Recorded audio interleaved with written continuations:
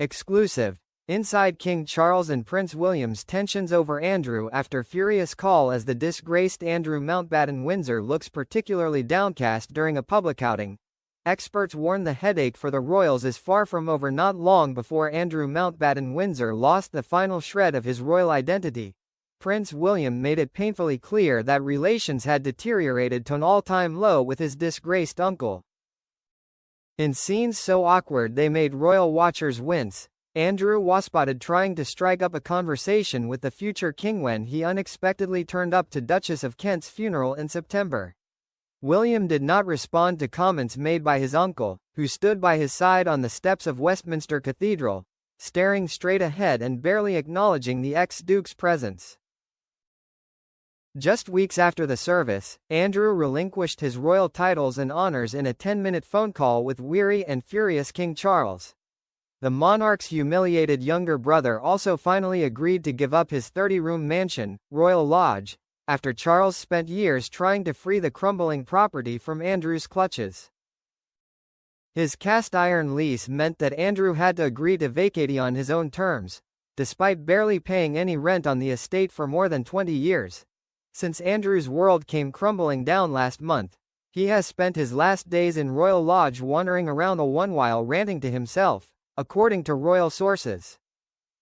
Increasingly isolated, the former prince has barely left his residence, and has only been spotted a couple of times while horse riding on the grounds of the Windsor estate.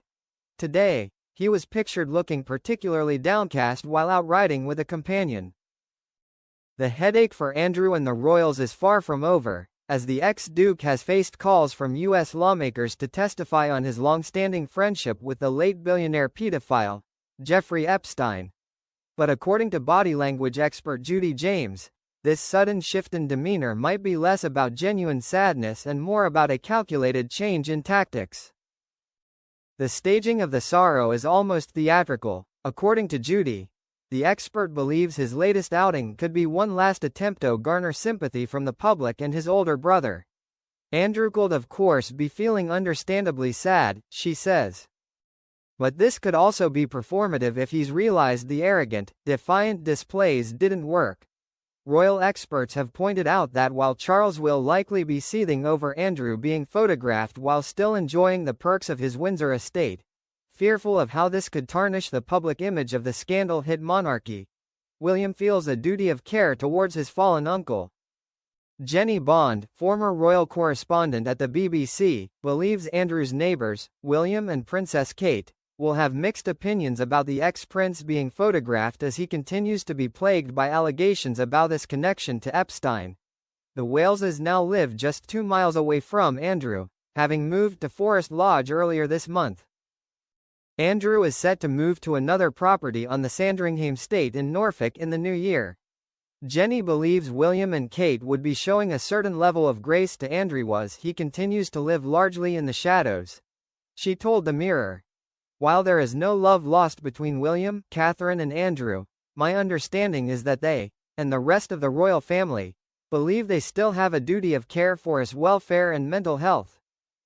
Andrew is reported to have become isolated, depressed and solitary. It's not his fault if photographers are ready to pounce if he dares to venture out, and I don't think the prince and princess would begrudge him a ride around the park and some fresh air. Obviously it would be more convenient if it wasn't on their doorstep, but they know that this is about to end and will be living miles away in Sandringham. Meanwhile, Charles will be worried about the optics of such snaps. I think the king will feel it's unfortunate that pictures of Andrew are in the press again, drawing attention away from the work the rest of the family are doing, Jenny said. It would obviously be much better if Andrew were seen doing something for charity, or anything other than idly amusing himself.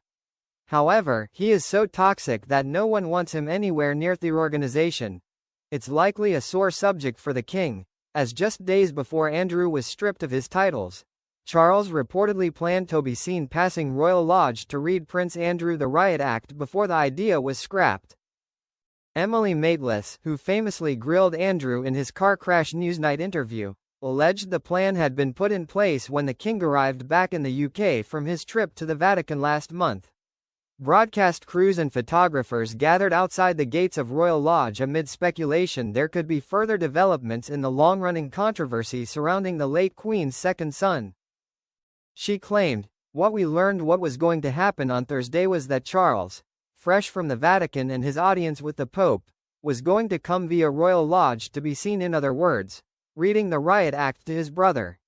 Nobody was going to film the conversation or see him stepping out the car, but there was going to be the moment caught on camera of King Charles' car heading to Royal Lodge. What happened, I understand, was that the palace then got very nervous, and when they saw the choppers and helicopters, they thought this has all got too big, this has got out of control, they cancelled the whole thing. The king just went straight home and never came by." Kate and William were said to have fully supported the king when he took formal action over his brother's royal titles amid ongoing scrutiny about Andrew's links to Epstein. William is always understood to have wanted to take decisive action over his uncle, with previous reports claiming it became somewhat of a pinch point for father and son. The ex-duke's downfall came after he was accused by the late Virginia Giuffre of sexually assaulting her as a teenager, after she was trafficked by Epstein, which the former prince strongly denies. Royal author Andrew Lowney told the Mirror that William likely played a significant role in stiffening his father's determination to take further action against Andrew. "From what I know of him and his father, William would have played quite an active role in stiffening Charles' resolve," Lowney said. "But I think particularly after Charles was heckled and the continuing press coverage, which was a distraction from all the other things he wanted to do, like pray at the Vatican, he's realized just how serious this is."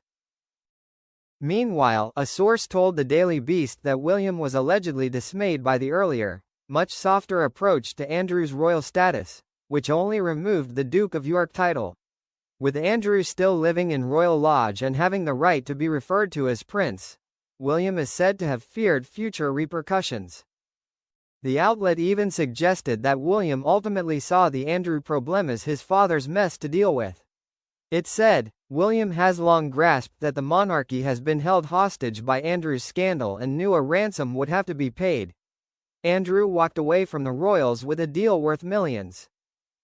It's long been claimed that Andrew's troubles have had a deep effect on King Charles, with Meghan Markle and Prince Harry's biographer Omid Scobie claiming in his 2023 book Endgame that the monarch was once reduced to tears over the ex-duke's mental health. Scobie wrote, "King Charles was in tears because he was afraid for Andrew's mental health. Charles leads with his head and his heart. William is colder.